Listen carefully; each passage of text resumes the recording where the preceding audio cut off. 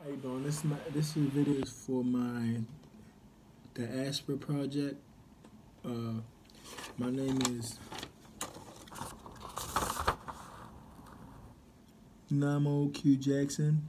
ID is 900760612. I'm taking these classes this semester, and one of them is my African American class, Civilizations class. Okay. What I wrote about was containing to diaspora is food. I think food shows how slaves came together, traded traditions and different ways of cooking, and they mixed these cultures up and made it into what we know today as some may say soul food. How did I select my topic? I think the reason I selected my topic is I think food shows how these people can come together despite background, despite location, or things that are happening in life, and came together and to put all these ideas together and create a cuisine that stands out to this day. Because if you go out anywhere, you'll hear somebody saying, "Where was the good soul food at? Where's the good soul?" Even white people are eating soul food, which is really crazy to me, and it shows how these people like didn't let nothing stop them, and they did what they did. They made history. In today's day, we still eat that history.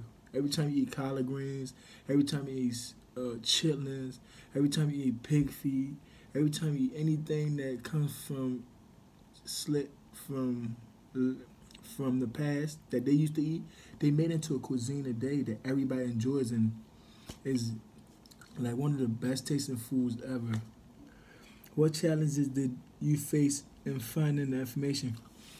The challenges that I really didn't face no challenges because everywhere you go, I typed in soul food. So many different what do you call? So many different articles came up, references came up, ideas came up. So it wasn't even that hard when it comes to soul food. Like I said, everybody loves soul food. So many people wrote about it. Many people gave their opinions about it. Many people demonstrated how they was passed down to them and how they learned how to cook it, how to make, like they got different videos on YouTube and stuff, how to cook soul food and shit. And this all started due to the facts that these people, slaves, were not fed correctly, and they had to make innovations to what they eating and create soul food. So it wasn't that hard because it wasn't even that hard to find any resources. All the resources I found that I typed up came up easily, and it helped me a lot. This other questions here says, what did you learn as a result of the project you did not know before? What did I learn? What did I learn? What did I learn? What did I learn? I already knew about the chitlins, pig feet. You know, I really, I learned that to this day, the same. I'm not gonna say I learned that. I already knew that. I really didn't learn that new. I just learned different types of food that slaves remade and made it theirs. I knew everything about it. I didn't. I just knew different. I just figured out different types of food that were passed down from generation to generation. Different types of food that were passed down. So that's what I learned. I learned different types of food, but all that stuff was slavery and how slaves did not have much to eat. They used to take the leftovers and all that. I knew all that. I knew all that. So I just learned about different foods like the yams, like the how they used to feed the slave nothing but yams. I learned that. That's something new I did learn. What is the important thing you want people to know about this topic?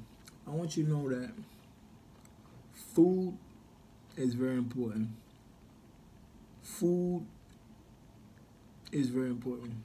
What food does is give somebody a sense of independence.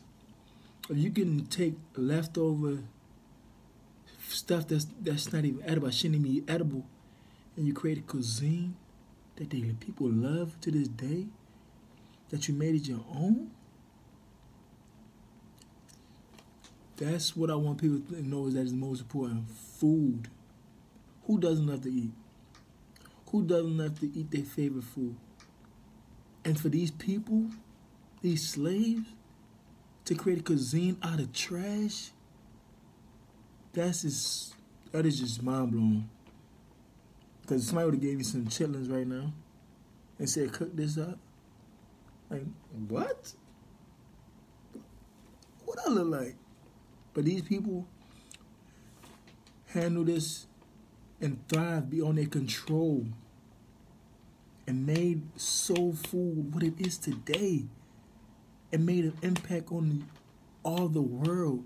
It would not be nowhere you can go at in the America or in Central America or in South America that you won't see that slaves had an impact on the cuisine.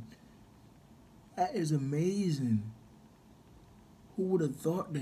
Who would have thought that the diaspora would bring so much positive and influence the world in so much? These people were only slaves, and they had a great impact on the world.